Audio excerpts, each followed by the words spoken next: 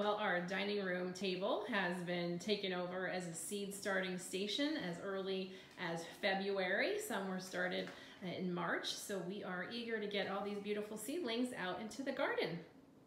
Happy Earth Day, everybody. Today we are in my garden, in my backyard, and we're gonna be transplanting some of the seedlings that we've been growing indoors. But first I'm gonna show you some of the things that we have started that were a little bit more cold hardy. Here you can see that we have some salad greens started, and then we have onions on the outside edge.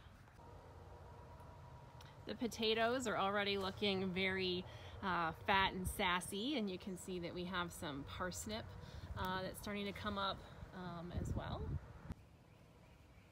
In this bed you can see the kale is just starting to peek out.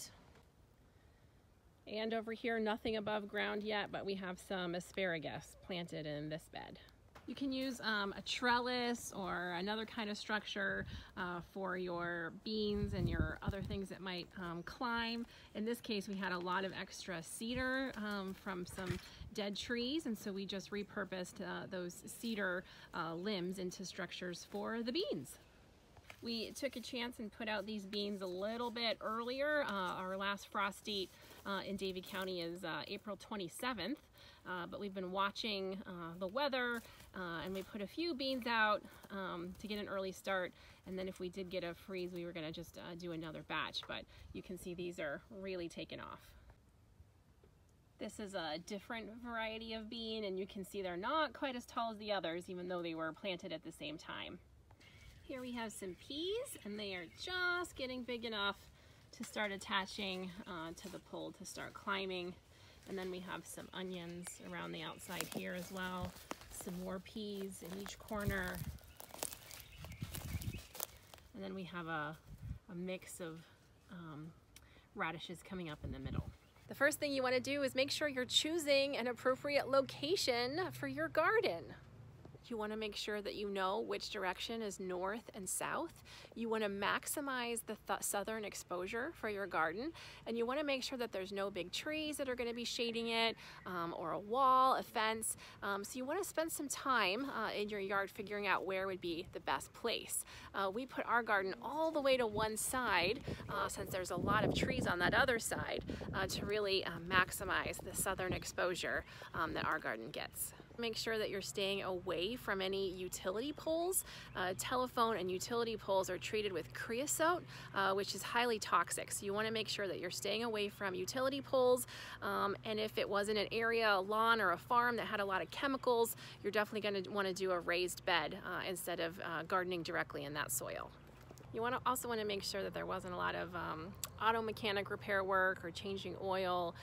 If there were any oil spills or chemicals that got into the soil, you want to make sure that you're not gardening in that area. So you will notice that we elected to do raised beds in our garden. The beds are actually made out of reclaimed lumber, white pine, and some of the other wood from those reclaimed structures. So my husband Peter is the craftsman responsible for these poles and also for these tomato structures. But Peter, can you tell us the benefits of raised beds? There are actually numerous benefits to using raised beds. You can guarantee the quality and the consistency of the soil that you're using. Our native soil here in North Carolina, in the Piedmont, can be varied, but ours tends to be really heavy clay, which carries good minerals and holds water well, but it doesn't really provide a lot of good drainage, which a lot of vegetables like. So if you get your own soil mix or heavily amend native soil, you get the benefits of some of that heavy clay along with some lightness and some breathability and some drainage if you add compost, sand, peat moss, those kinds of things. Another benefit to a raised bed is you can see here that this raised bed is sitting in the sun. So the soil here is actually raised in temperature significantly above what the soil in the ground would be.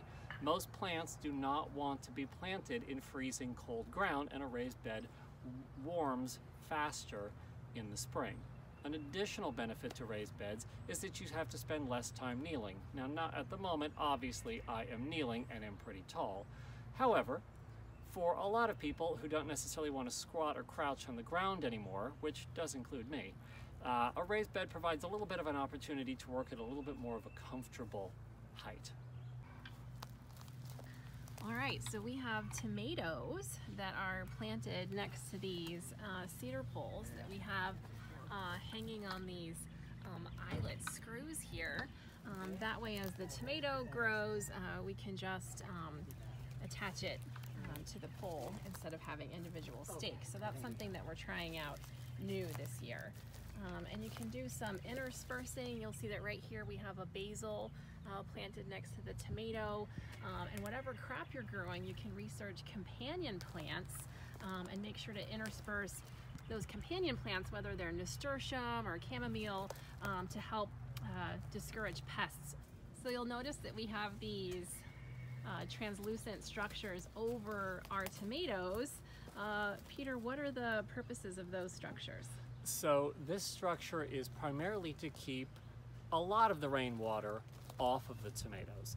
A lot of disease that affects tomatoes is carried in soil, and what can happen in a heavy downpour like we get here in North Carolina is that the water will splash against the soil, and the soil will then splash up onto the lower leaves of the tomato plant or many other plants, and then disease that may be present in your soil then gets into your tomato plants. And tomato plants are fairly susceptible to a variety of wilts and funguses that do live in most soils, no matter how good a gardener you may be. So by keeping most of the rainwater from falling down on the tomatoes and splashing up on the soil, you can dramatically reduce the amount of disease that you get. You're never going to eliminate it completely, and there are some problems a tomato can have that do not come from the soil, that are transmitted by aphids, for example, or other insect pests. But I found it's a pretty effective way to reduce disease in the garden. So on this Earth Day, consider planting your own garden and enjoy the benefits of having fresh vegetables and healthy food throughout the year. Be well.